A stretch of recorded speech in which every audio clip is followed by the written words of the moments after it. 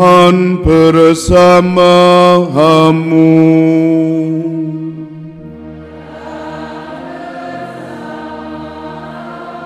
Inilah Injil suci menurut Matius.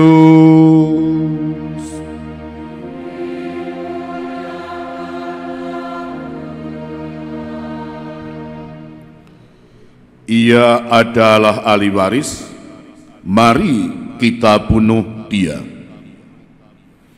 Sekali peristiwa, Yesus berkata kepada imam-imam kepala serta tua-tua bangsa Yahudi, "Dengarkanlah perumpamaan ini. Ada seorang tuan tanah membuka kebun anggur dan menanam pagar di sekelilingnya.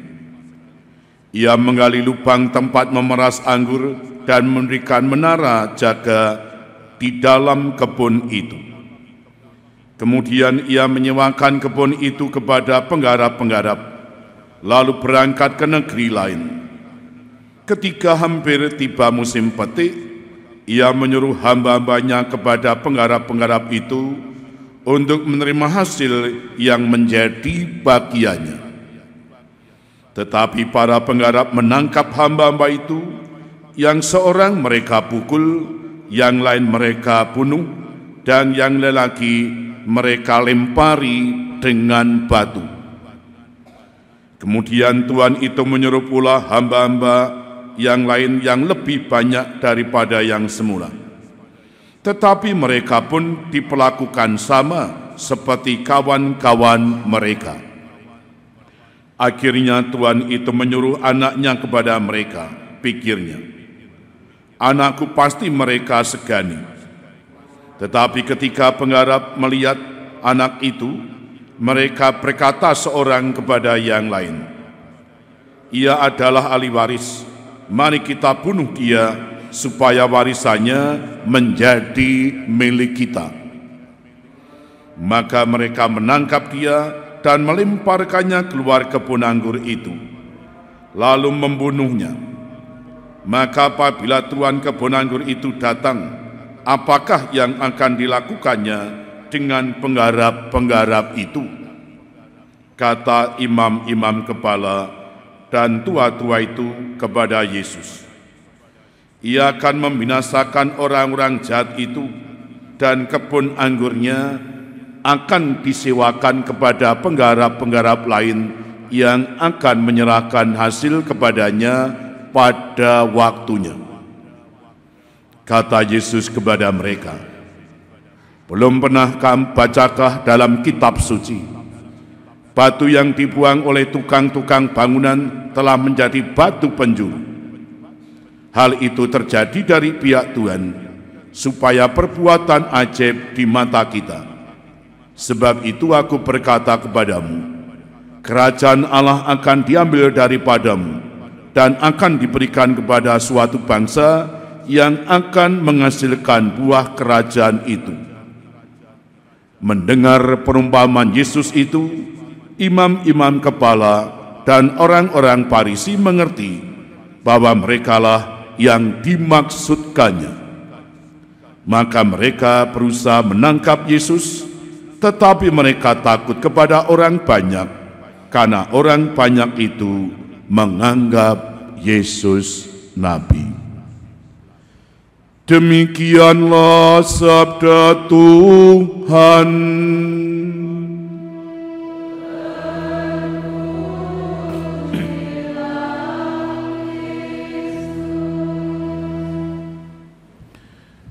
Saudara, Bapak, Ibu, Saudara terkasih, selamat petang berkah dalam. Bapak, Ibu, Saudara terkasih, hari ini hari Jumat, hari Pantang, dan kita sudah memasuki masa Prapaskah. Ini minggu yang kedua. Masa Prapaskah adalah persiapan perayaan Paskah, dan itu artinya kita menjalani disebut retret agung, masa penyucian pembersihan diri. Nah, hari ini kita ditunjukkan dua kardusa yang membahayakan. Yang pertama adalah orang yang sering diliputi oleh perasaan iri, seperti yang dialami oleh keluarga Yakub tadi. Yusuf yang tidak punya kesalahan apapun menjadi pusat iri mereka, lalu mereka dicelakakan dengan dimasukkan sumur dan akhirnya dijual ke Mesir. Yang kedua, orang yang sering diliputi oleh perasaan sombong, merasa deres, baik, suci, dan lalu ketika ditunjukkan kekurangannya justru kadang orang tersinggung dan lalu membenci, mendendam. Ini yang dialami oleh orang-orang Yahudi bacaan Injil tadi. Nah, kenapa gereja menampilkan dua jenis akar dosa yang membahayakan seperti ini? Ada satu alasan, yakni karena terkadang ada orang Katolik yang juga ditumbuhi oleh akar-akar dosa yang kelihatan sepele, tetapi jika berkembang ini menjadi dosa yang membahayakan dan bisa mematikan orang lain. Di Purworejo beberapa tahun yang lalu pernah ada koster yang ditegur oleh romonya karena dia sering mabuk, lalu ditegur baik-baik ben mari karena dirasani umat. Apa reaksinya?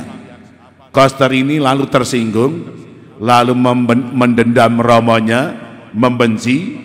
Ketika romonya malam hari sedang mematikan lampu di taman, romonya dipukul pakai martil itu, pukul lalu mati. Polisi datang membawa anjing pelacak langsung ke koster, langsung kecekel. Hanya karena ditegur cetos salah, kleru duduke salai, ben minta maaf bertobat ndak mau, tapi malah melakukan pembunuhan. Jadi yang disebut tersinggung lalu memuncak menjadi benci, dengki, bisa meningkat menjadi pembunuhan. Yang kedua, dulu pernah ada anak Jawa Barat masuk di media, anak SMA cantik sekali, dikagumi banyak orang. Lalu ada cewek lain yang iri, kok dia tidak punya banyak teman dan sering tersisih, wajahnya jelek. Apa yang dibuat? Kawannya yang cantik itu disiram air keras wajahnya supaya rusak, dan memang rusak. Ia puas, tapi apa? Kawannya itu celaka. Orang yang diliputi perasaan iri, jika dibiarkan berkembang menjadi dosa yang membahayakan. Nah, hari ini kita ditunjukkan bahaya akar dosa dua hal ini, iri, dengki, dan ini jika dibiarkan menjadi perbuatan dosa yang mematikan. Nah, maka hari ini kita diajari gereja untuk merenungkan bagaimana orang Katolik di masa Prapaskah ini mewaspadai diri, jangan-jangan akar-akar dosa seperti ini juga sedang merajalela dalam diri kita.